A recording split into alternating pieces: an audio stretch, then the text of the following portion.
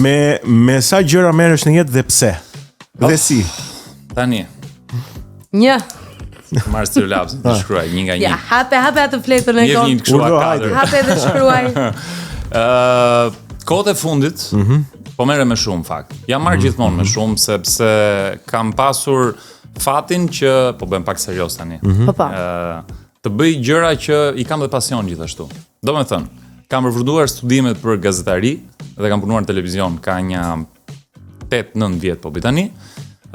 Sportist, volejbolist, kështu më njohin një pjesë edhe më e madhe e audiencës, sepse kam nisur akoma dhe më përpara, mbaj mend që 11 apo 12 vjeç. Dhe së fundi DJ, muzika, prej më shumë se një viti e gjysmë. Po paralelisht me këto, kur je në media, sigurisht që je i përfshirë në projekte nga më të ndryshme. Prezantime, ku di unë, evente që unë i organizoj vetë, marketingu, reklama. Në fakt të kemi parë tek aktivitetet e organizuara nga Radio Televizioni Shqiptar në pallat kongreseve. Po e vërtet. Në moderim. Ajo ishte një eksperiencë shumë e bukur e fundit vitit kaluar sepse ishte gjë e re edhe për mua në fakt. Ngjitesha në pallatën e kongreseve, në atë skenën e madhe që janë bërë sa evente historike atje. Bëhet festivali këngës gjithashtu.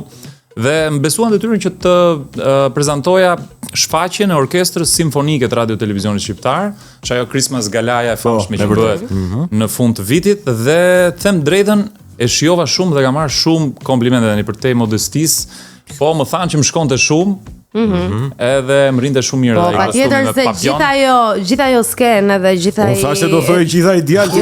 Po, më shoh pra deri në fund. Prit. Për shembull, po të isha unë tek ajo skena nuk do më identifikonin edhe po t'i visha takat 15 centimetra. Kurse Kristin e dallojnë direkt, e kupton, shkon deri tek ai i fundit, tek spektatori i fundit. Kap koka sipër. Por e vërtetë është dhe Viola është yll, ë? Pa, kush e mohoj? Se unë s'do të bëj komplimente ty tash. Unë thashë nuk jam e bukur. Unë po prisja do të thoshte kjo të gjitha ideal. Para se të vijë ti, po unë thashë jam e shkurtër. Ne po flisnim bashkë para se të vijë ti dhe po thonin sa yll është ai Egoni. Ja, ma bëjnë qefin. Nuk e përballoj dot. Ka një gjë të veçantë kjo tavolina jonë sot, se jemi 3 peshore, ne peshoret për diplomaci, më e për të bërë qefin, jemi të papar. Edhe për të mos prishur qef. Edhe për të mos prishur qef. Ja, po të kishte më shumë president peshore, s'do ndodhte lufta që po bëhet atje. E kupton ove? Ose do ishte akoma edhe më keq. Do ishte edhe më keq. Se ndonjëherë kështu me qeshme edhe pastaj. Po shumë gjëra në fakt edhe më pyesin njerëzit me të vërtetë si ja bën, se ata që punojnë lekët, ku çon lekët? Lekët, po shkërvatin. Aty ruhen. Lekët shkojnë e vinë, çështja është a e lam që do bëjmë bisedën si peshore? Po. Donte të thoshte që ne s'kemi kokër leku në peshorët. Apo jo. Nuk kemi të mirë të menaxhimit. Si leku nuk është pjesa jonë më e fortë. Më e mira s'ka ardha akoma. Megjithatë. Kështu e mbajmë veten me gajret. Okej.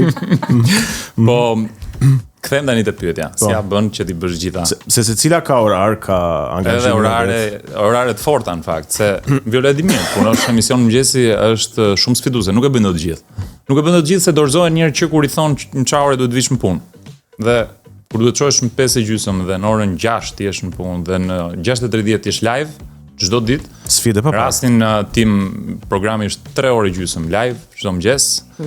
Deri në orën 10 ti duhet të jesh duke trajtuar minimalisht 7 apo 8 tema të aktualitetit dhe jo vetëm, duhet të presësh dhe të përcjellësh 8, 9, 10, 12 veta çdo mëngjes të ndryshëm, flasim të ftuar të ndryshëm. Është e vështirë.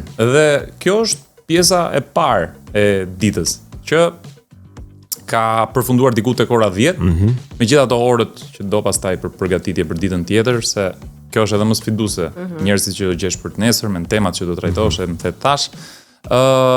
Po është shumë interesante, sepse për shembull kur unë dal nga ambientet e RTS-s, orën 10, 11, ka raste edhe më vonë, shoh njerëzit që vinë për punë, unë jam duke dalë.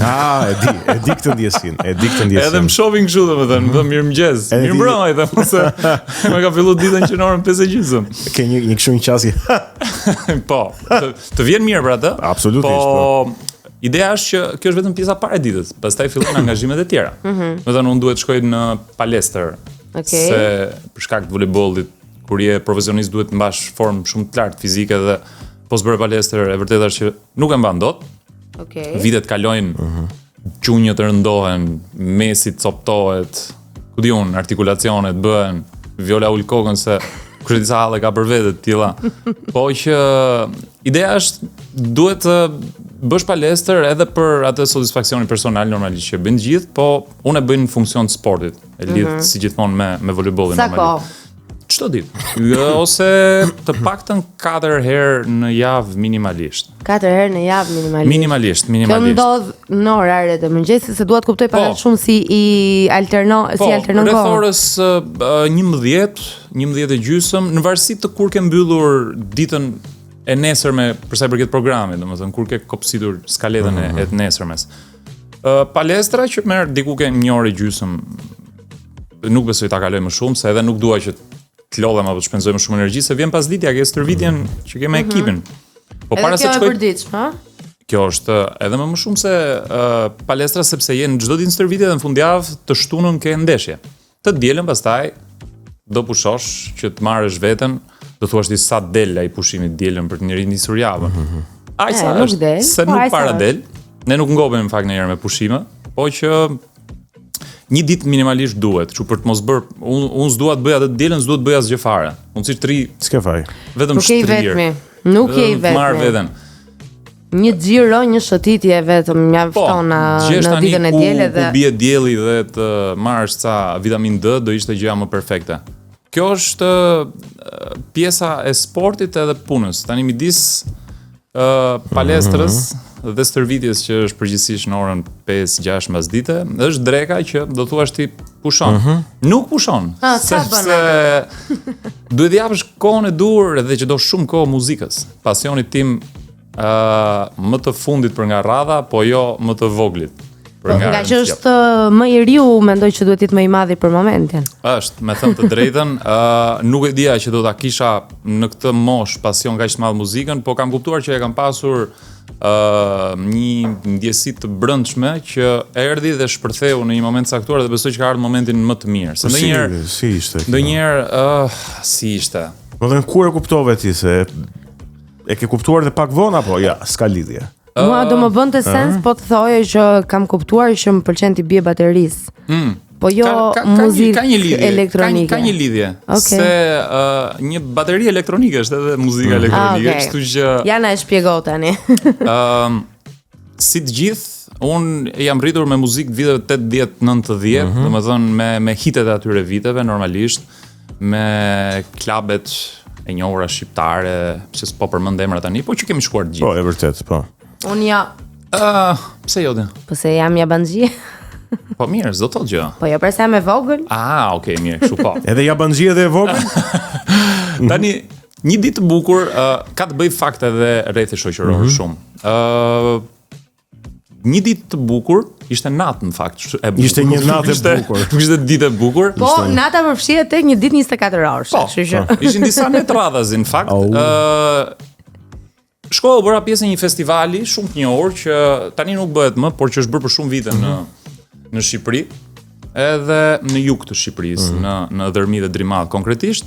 Dhe ishte eksperiencë e parë, me thënë drejtën. Ne sa kishim filluar, domethënë brezi ynë që të dëgjonte pak muzikë elektronike, EDM, të atyre viteve 2010, pra si të them unë, Avicii, Armin van Buuren, Shkreti Avicii. Tiesto, është histori e dhimbshme ajo aty.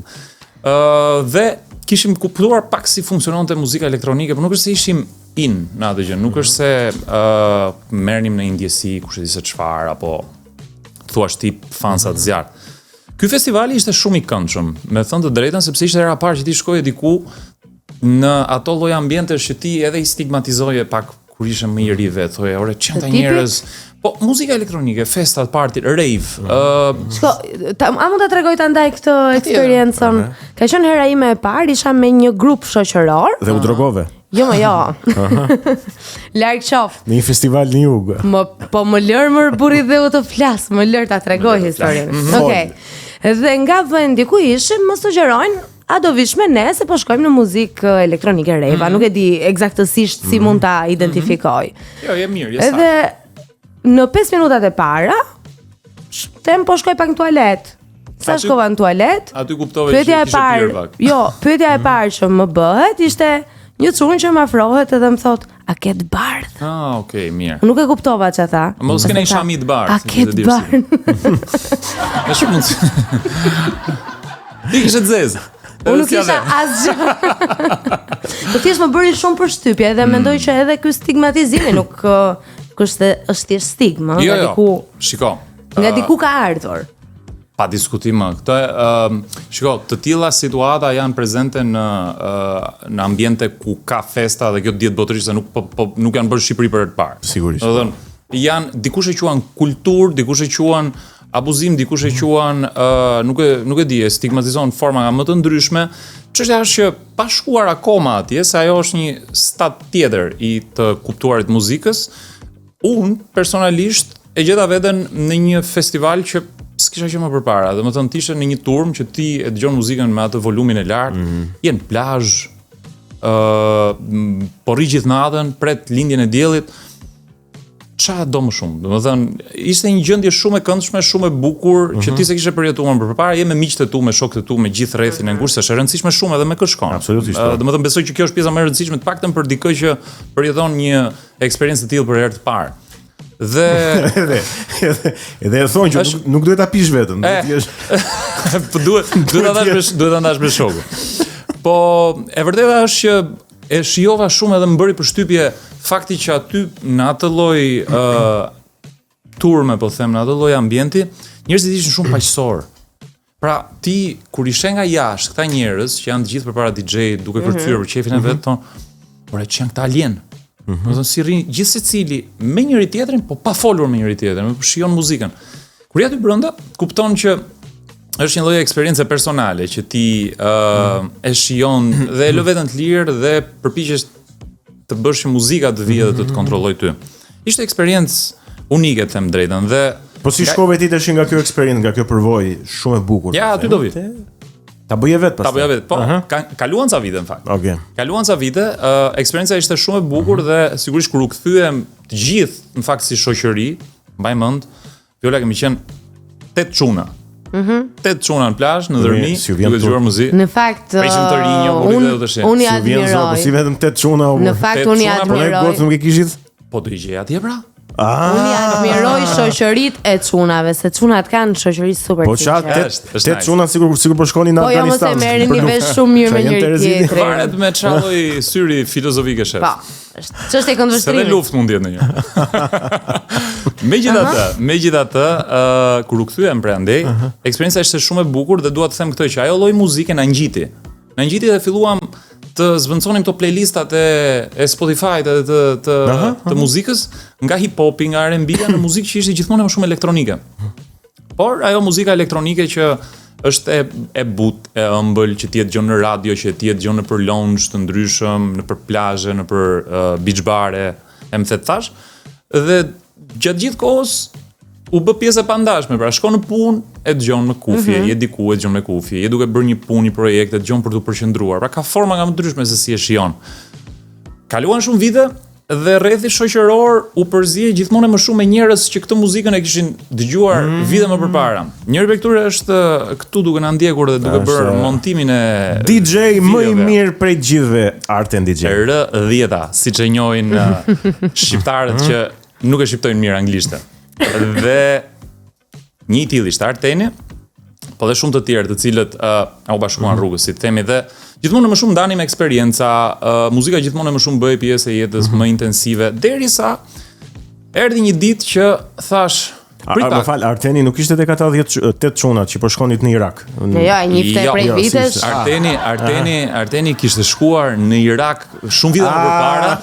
Ishte ushtar i plagosur. Arteni ka qenë në Bangladesh me mision paqëruajtës. Është veteran lufte. Është veteran, është me dekorata, është i tërhequr tani. Tani thirret vetëm për një mision shumë siç ka hije një DJ, po. Po, e vërtetë. E dëgjova edhe një kështu.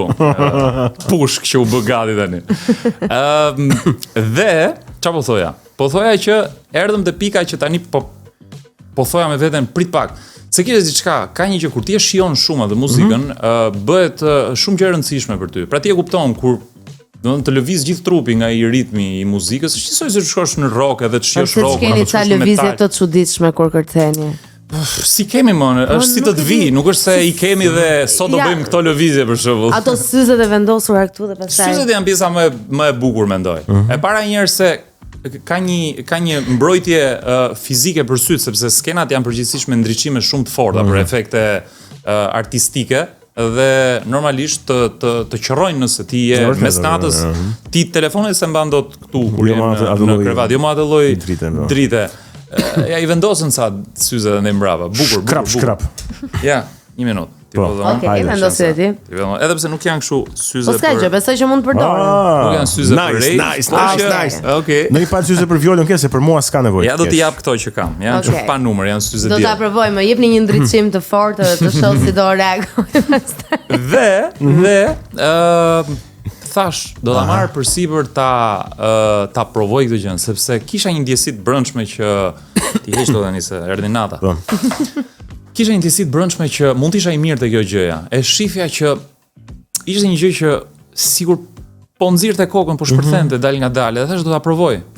Dhe gjithçka nisi një ditë të bukur dimri, mora një controller, një shoku, borx, thash, "Të lutem, më jep të lodrën se dua të eksperimentoj, ta provoj." Dhe që nga ajo ditë, mund të them që jam investuar. Si ndave më lodrës. Jo që si ndava më, po mund të them që nuk e dija që isha kaq i mirë në të investuar në gjërat që i kisha pasion. Se televizioni është dhe profesion, është punë, do ta bësh si gjithë tjerët. Voleybolli është bërë tani, nuk e di, është bërë lëkurë, nuk më duket sikur bjedha ime s'ka asnjë lloj kuptimi pa voleybollin. Po kjo është adrenalinë e re, është gjë plus, ekstra në jetën time dhe thash, prita provoj pak dhe këtë. Dhe mori shumë mirë, mori shumë shpejt, them të drejtën. Për te modestisë, fillova të organizoj gjërat e mia. Pastaj e bleve vetë një controller apo jo? Sigurisht. Ja ktheva shokut se ja majta 4 muaj të shkretit, e lash pa luajtur. E le pa lodër. E lash pa lodra. Mora një controller timi sigurisht. Ajo periudha është shumë e bukur kur ti je bedroom DJ, që ti je vetëm me veten tënde, se sigurisht nuk është se është e lehtë të dalësh nga dhoma dhe të performosh përpara njerëzve. Është një etapë që shumë DJ e vuajnë. Ka shumë DJ, unë kam miq të mi, të cilët janë producenta shumë të mirë, duan të luajnë DJ dhe kanë problem qasin me publikun. Janë të ndrojtur, bllokohen kur kanë turm live përpara. Po unë besoj që këtu më ka ndihmuar shumë pjesa e të qenurit gazetar edhe e vërtet, po që ke një marrëdhënie me publikun. Po kam një kamerë, siç e kam këtë kamerën që kam këtu përballë tani, e kam çdo ditë tjetës përballë dhe do mësohesh. Pra bëhet një gjë shumë e natyrshme. Po edhe natyrshme, po. Dhe unë për këtë kam pasur fatin që u komportova shumë mirë me publikun. Ishte shumë e natyrshme për mua. Fitova një konkurs ku bëra pjesë e një nga festivaleve më të këndshme, më të bukura në Shqipëri, Beats and Brunch, që ishte dhe dalja ime e parë publike e madhe për karrierën time. Dhe ishte një shtys që pastaj bëri shift në karrierë për ta bërë edhe më profesionale. Për të kaluar ditët, për të marrë pjesë gjithmonë më shumë në evente, në festa edhe më të mëdha, edhe për të ardhur deri sot, ku mendoj që kam bërë një progres të mirë për një periudhë kaq të shkurtër kohore. I vura pikën tani, se po mendoja sa shumë kam treguar që kjo tregon qartësi edhe pasionin që ti ke për të bërë DJ në muzikës elektronike në këtë pikë të jetës, edhe patjetër që për gjërat që i duam flasim me shumë dashuri edhe mund të flasim edhe për orë të tëra. E di çfarë është më e bukur e kësaj që këto janë për të ngrënë? Ato bëfshin mirë. Jo vetëm kokoshkat, po edhe bonot. Edhe bonot janë. Kur të duash edhe i kemi mos harroni sa herë. I kemi bonot sot. Ju merr ria apo doni të ëmbëlsoheni, keni croissant bono. Sa mirë, ju priskeni edhe me ushqim, por nuk ka pritë asnjë me ushqim. Kemi të gjitha shihet si dhe pak më vonë vjen dhe keci i pjekur nga mbrapa. Keci. Po. Do ta shtroj muktun mes tavolinë. Muktun mes, bukur. Tani, e di pse. Na jeti me origjinë. E di pse, një sekond. Ja, se duhet ta bëj këtë pyetjen, nga që përmendë Kecin edhe. Un jam Lerit në Tiranë, kur i thon. Baba është Lerit në Tiranë. Po t'i larg, po të shkoj ke gjyshi. Gjyshi nga ana e babit ka qenë me origjinë nga Leskoviku, gjyshi nga Korça, ndërsa nga ana e mamit janë nga Përmeti.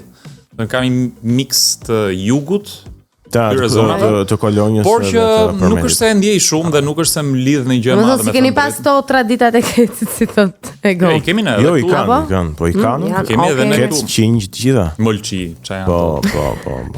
Tav dhe uz. E di pse më pëlqeve sepse më ngrohe shumë zemrën kur kuptoj që njeriu në çdo moshë mund të zbulojë nga një talent të vetë, nga një pasion dhe ta kultivojë atë, ta bëj pjesë të përditshme të vetes. Kjo është shumë e bukur. Është shumë e bukur dhe shumë njerëz mua më vjen keq që e privojnë veten e tyre nga gjëra që mund të jenë shumë të mirë, vetëm sepse mendojnë që nuk bëhet kjo tani, o ka kaluar mosha. Çfarë është mosha? Numër. Sa ndihesh ti? Një numër. Unë 18. Bukur shumë. Ma mos pyes. Unë Jo, kam vërtet. 18 dhe 100 kg. Po. Më vjen shumë keq që njerëz njoh shumë, kam shumë miq që janë shumë të mirë në disa drejtime dhe thjesht i kanë neglizhuar, nuk i kanë zhvilluar, mund të ishin bërë shumë të mirë. Sot mund të ishin shumë, ku diun, s'po them të famshëm, por shumë pasur, mund të ishin bërë lek për atë për atë gjën që dinë bëjnë mirë. Po jo më pse? Se ata vuajnë duke bërë punë, një profesion, një gjë që puna ngari kështu. Është ngari, duhet shkosh tani 8 orar të bësh atë punën. Me gjithë respektin, po nëse s'është gjëja që ty të plotson, është fatkeqësi. Nëse ti e di që mund të kesh pas talent diku tjetër dhe s'ke shfrytzuar atë lloj talenti sepse ke thënë jo po s'kam moshën, jo po se s'kam kushte, të gjitha bëhen. Po të kesh, unë kam kuptuar, e shihja edhe unë si kështu si fjali klishe që talenti puna e mund talentin e të më the thash, po është e vërtet që po pate dëshirë për diçka dhe po pate vullnet bëhen të gjitha. Me thënë ata që janë bërë, që ne i marrim si shembuj edhe jashtë në përbot, s'kan pas asgjë. Kam pa histori nga më të ndryshmet se si më kujtohet historia e një DJ që ishte së fundi në Shqipëri, James Hype, që thoshte unë kam nisur karrierën kështu.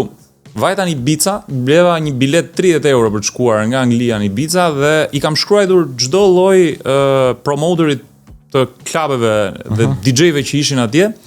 Aman të lutem pa lek, pa pagesë, pa asgjë, vetëm lër të luaj për të hapë shfaqjen. More sikur pa njerëz fare.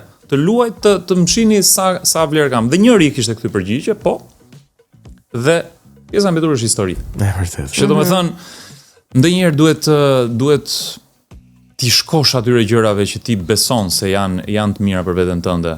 Edhe nëse duket në rrethanat më të pamundura. Dhe kjo për mua ka qenë jo vetëm ky, por kam shumë shembuj të ndryshëm frymëzues. Edhe pse ne peshorët, nuk e di për ty Viol apo edhe për ty Egon, jemi pak njerëz me fat. Unë e them gjithmonë këtë.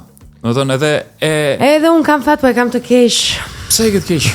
Varet si na vjen fati. Varet si shef, varet me çfarë lente je. E thash çështje këndvështrimi. Unë personalisht kam pasur fat sepse tani do të zhvendosem edhe nëse s'më pyet ti tek astaria apo tek gjëra. Para se të zhvendosemi, se me ka shumë gjëra sa bën, do na duhet goxha kohë për të folur. Unë them të shkojmë më përpara në hapësira muzikore, se muzika na ngron shpirtin të gjithëve, edhe pastaj rikthehemi bisedës. Yes.